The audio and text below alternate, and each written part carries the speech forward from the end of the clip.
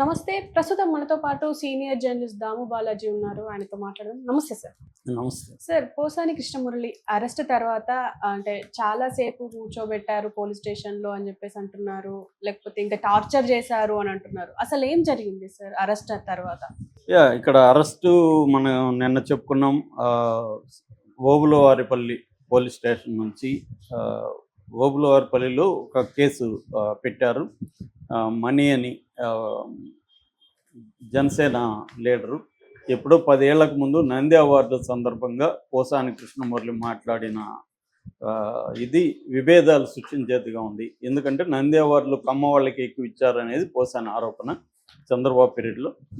So ఇది కమ్మకి మిగతా సెక్షన్లకి మధ్య గొడవ పెట్టేట్టుగా ఉందని మొన్న కేసు పెట్టాడు. అదో విచిత్రం. ఎందుకంటే 10 ఏళ్లకు ముందు మాట్లాడిన మాటలు తీసుకొని ఈ మనీ అనే వ్యక్తి మొన్న కేసు పెడితే 2 రోజుల ముందు కేసు పెడితే ఇమీడియట్గా వచ్చి అరెస్ట్ చేశారు. సో పోనీ అదన్నా ఆ సెక్షన్ల వరకు పెట్టారంటే లేదు, 196 కానీ 353 కానీ పెట్టాలి. అవి కాకుండా బిఎన్ఎస్ ప్రకారం అవి కాకుండా 111 పెట్టారు. 111 అనేది ఆర్గనైజ్డ్ క్రైమ్ సిండికేట్లో మెంబర్గా కానీ, లేకపోతే ఆ మెంబర్లకి ఆశ్రయం ఇవ్వడం కానీ, లేదు దాంట్లో వచ్చిన డబ్బులు ఇతనికి లాభం రావడం కానీ, ఇలాంటి వాటికి ఈ సెక్షన్ పెడతారు. ఇది non bailable and cognisable. Non bailable అంటే బెయిల్ రాదు, కాగ్నిజబుల్ అంటే వారెంట్ లేకుండా అరెస్ట్ చేయొచ్చు. అంటే మామూలుగా మిగతా 2 సెక్షన్లు అయితే నోటీస్ లేకుండా నోటీస్ ఇచ్చి వదిలేయాలి. ఫస్ట్ 2 సెక్షన్లు అయితే మామూలుగా ఇతను అల్లర్లు సృష్టించడానికి మాట్లాడాడనే దానికి నాన్ బెయిలబుల్ కాదు, అది బెయిలబులే. కానీ వీళ్ళు కావాలని ఏం చేస్తున్నారు, 111 చేరుస్తున్నారు. ఇతన్ని జైల్లో పెట్టాలని డిసైడ్ అయ్యారు. దీనికి కారణాలు కూడా ఇప్పుడు వాళ్ళే తెలుగుదేశం వాళ్ళే చెప్పుకుంటున్నారు. జీవీ రెడ్డి ఇష్యూని డైవర్ట్ చేయడానికి చంద్రబాబు ఇది చేశాడని తెలుగుదేశం వాళ్ళే అనుకుంటున్నారు. నిజానికి ఈనాడు లాంటి పండుగ చేసుకుంటున్నారు, కానీ ఈయన అరెస్ట్ అవడంతో తెలుగుదేశం సోషల్ మీడియా ఏం పండుగ చేసుకోవట్లేదు. ఎందుకంటే వాళ్ళ కోపం వస్తూ ఉంది. కావాలని జీవీ రెడ్డి విషయాన్ని డైవర్ట్ చేయడానికి చంద్రబాబు ఈ పని చేశాడు, వాడికైతే కావాల్సిందే, కానీ ఇప్పుడు అరెస్ట్ చేయడం టైమింగ్ వచ్చి దీనికోసమే అనేది వాళ్ళు ఫీల్ అవుతున్నారు. సో ఏదేమైనా అరెస్ట్ చేశారు. అరెస్ట్ చేసిన పద్ధతి అయితే రాంగు, పెట్టిన సెక్షన్లు కూడా రాంగు, దాంట్లో డౌట్ లేదు. ఎందుకంటే 27 డేట్ ఉంది దాంట్లో నోటీసులో. 26 నైట్ 8:45కి వెళ్ళారు. 8:50 నుంచి 9:10 లోపల అతన్ని 20 నిమిషాల లోపల అతను పట్టుకొచ్చి మరుసటి రోజు 1 o'clock వరకు అతన్ని తిప్పారని చెప్తున్నారు రాత్రంతా. సో రాత్రంతా ఎక్కడెక్కడో తిప్పి అతన్ని అరెస్ట్ చేయడం, ఇదొక మెథడ్. ఈ మధ్య ఒక అరెస్టులు చేయడం, వెహికల్లో తిప్పడం వల్ల టెన్షన్ వస్తుంది, ఏం చేస్తారో వీళ్ళని. రెండోది అతనికి 66 ఏళ్ళు, హార్ట్ ప్రాబ్లం ఆల్రెడీ ఉంది. సో అవన్నీ కూడా అతను చెప్పాడు. ట్యాబ్లెట్లు వేసుకొని భోంచేసి ట్యాబ్లెట్లు వేసుకుని బయలుదేరుతా అంటే కూడా దానికి ఒప్పుకోలేదు. అంటే అరెస్ట్ చేయడం, ప్రాసెస్లోనే అరెస్ట్ చేయడం అన్న మెథడు అన్ని ప్రభుత్వాలు ఇది పాటిస్తుంది. ఇప్పుడు వీళ్ళ వంతు వీళ్ళు పాటించారు.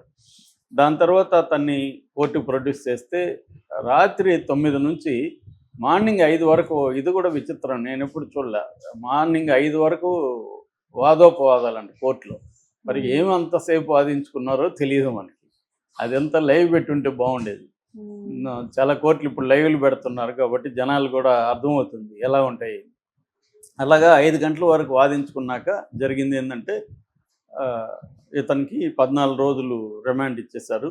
రాజంపేట సబ్ జైల్లో ఇతన్ని ప్రస్తుతానికి పెట్టారు. ఇక్కడ నుంచి కడప సెంట్రల్ జైల్లో తీసుకెళ్లే అవకాశం ఉంది. ఎందుకంటే రాజంపేట సబ్ జైలు అనేది వెరీ చిన్నదిగా ఉంటుంది. దాంట్లో సెక్యూరిటీ ఇష్యూస్ ఉంటాయి. ఇతనికి సపరేట్ రూము ఇవ్వడానికి కూడా ఉంటుందో లేదో తెలియదు. మామూలుగా నేనైతే రాజంపేట సబ్ జైలు చూడలేదు, కానీ నేను పలమనేరు సబ్ జైల్లో చిత్తూరు డిస్టిక్ జైల్లో ఉన్నా. చిన్నవి ఉంటాయి అవి, చాలా చిన్నవి ఉంటాయి. 3 బ్యారక్స్ 4 బ్యారక్స్ అంటే పెద్ద సెల్స్ 3-4 కంటే ఎక్కువ ఉండవు. అందులో ఒకరు పట్టేది ఆల్మోస్ట్ ఉండదు. ఎందుకంటే ఎక్కువ మందిని పెడతా ఉంటారు. ఎక్కువ మంది ఆ జైల్లో, మామూలుగా సబ్ జైళ్ళల్లో దాదాపు 90 to 95% రిమాండ్ ప్రెజెంటర్స్ని పెడతారు. కాబట్టి అక్కడ ఖైదీలు నిరంతరం ఫ్లో ఎక్కువ ఉంటుంది అన్నమాట. సో ఇతను కొద్దిగా విఐపి ఖైదీ కాబట్టి ఇతనికి సెక్యూరిటీ దృష్ట్యా సపరేట్ సెల్లో పెట్టాలి. పెట్టి ఒక ఖైదీని అతనికి అటాచ్ చేయడం కానీ, లేకపోతే బయట ఒక వార్డెన్ పెట్టడం కానీ జరుగుతుంది మామూలుగా విఐపీలు. నిన్న కూడా వంశీ విషయంలో కూడా కోర్టు ఒక వార్డెన్ని బయట ఇతనికి ఎప్పుడు పెట్టమని చెప్పింది. ఎందుకంటే తనకేమన్నా హెల్త్ ఇష్యూస్ వస్తే ఎవరికి చెప్పుకోవాలి? పక్కన ఖైదీ ఉంటే ఇతనికి ఇబ్బంది అవుతుందని అరిసో గిరిసో పిలుస్తాడు. ఇప్పుడు అతనికి ఏమన్నా అయ్యిందనుకో నైట్, అతని ఇబ్బంది అవుతుంది కదా, ఎవరికి చెప్పలేడు. అందుకని ఒకరిని పెట్టమని అతను అడిగితే వీళ్ళు ఇంకా అది ప్రొవైడ్ చేయట్లేదు. ఇప్పుడు ఇతనికి కూడా అలాగా రాజంపేటలో పెట్టారు. ఇప్పుడు 2261 ఖైదీ నెంబర్ కూడా ఇచ్చారు. అయితే కొట్టారు అన్న వార్తలు కూడా బయటకు వస్తున్నాయి. ఎందుకంటే ఈ సాక్షి డీటెయిల్గా రాసింది. వీళ్ళ ఎట్లా టార్చర్ చేశారు ఇతన్నని దాదాపు ఎస్పీ వచ్చి ఇతన్ని విచారించాల్సిన అవసరం ఉంది ఈ కేసులో. ఎస్పీ వచ్చి విచారించాడు. విద్యాసాగర్ అనంతపురం ఎస్పీ వచ్చి ఇతన్ని గంటల పాటు విచారించారని చెప్తున్నారు. మామూలుగా ఇలాంటి కేసులు ఇప్పుడు నేను అరెస్ట్ అయినప్పుడు రాడికల్ స్టూడెంట్ స్టేట్ ప్రెసిడెంట్ అయినా కూడా నన్ను విచారించింది సిఐ. అక్కడ సిఐ ఇంట్రాగేట్ చేశాడు నన్ను. కానీ ఇక్కడ చూస్తే ఇది ఏం మామూలుగా ఇతను మాట్లాడిన కేసులు ఇట్లాంటివి బోల్డ్ ఉన్నాయి. అందరూ మాట్లాడతారు. నంది అవార్డులు ఒక వర్గానికి ఇచ్చారు. ఇతను ఎవరు మన మోహన్ బాబు ఎన్నిసార్లు మాట్లాడలేదు నంది అవార్డుల గురించి? ఎంతమంది మాట్లాడలేదు నంది అవార్డులు? ఎందుకు మాట్లాడకూడదు? ఫస్ట్ ఆఫ్ ఆల్ రాజ్యాంగం ఇచ్చిన హక్కు. నీ ఇష్టం వచ్చినట్టు నంది అవార్డులు నీకు నచ్చిన వాళ్ళకి ఇస్తే సైలెంట్గా ఎందుకు ఉంటారు? అందరూ మాట్లాడతారు. సో మాట్లాడే హక్కు అతనికి ఉంది. దాని మీద కేసు పెట్టి ఇంకా బూతులు తిట్టినవన్నీ ఉన్నాయి. అవి కూడా కాదు, ఇది ఓన్లీ నంది అవార్డుల సందర్భంగా ఒక కులానికి ఇచ్చారనే కేసు. అంటే కేసు పెట్టేదానికి కూడా వీళ్ళకి బద్ధకం. మంచి కేసులు పెట్టి రీసెర్చ్ చేసి దాన్ని పెట్టేంత టైం లేదు, బద్ధకం అనమాట. అందువల్ల కనిపించిన కేసు పెట్టేయడం. నేను ఇందాకే చెప్పిన గొర్రంట్ల మాధవ్ మీద కూడా ఒక అమ్మాయి పేరు విక్టిమ్ పేరు చెప్పాడని పోక్సో కేసులో అతని మీద పెట్టేశారు. అతని మీద వేరేవి చాలా ఉన్నాయి. పార్లమెంట్లో బెదిరించాడు తోటి ఎంపీని రఘురామ కృష్ణరాజని, అలాంటివి చాలా ఉన్నాయి. అంటే వీళ్ళకి అది కూడా ఓపిక లేదు. ఏదో మామూలుగా నేను గత 30 ఏళ్ళ నుంచి నేను చూస్తున్నా పోలీస్ కేసులన్నీ ఇంత కామెడీగానే ఉంటాయి. వాళ్ళని చాలా అసలు వీళ్ళకి బ్రెయిన్ అరికాల్లో కూడా లేదా అనిపించేట్టుగా పెడుతుంటారు. ఎందుకంటే ఇవేవి కోర్టులో నిలవు. వాళ్ళ ఉద్దేశం కూడా ఏమంటే కోర్టులో నిలవాలని కాదు, వీళ్ళకి కూడా ఈ ప్రాసెస్లో వీళ్ళని హరాస్ చేయాలని.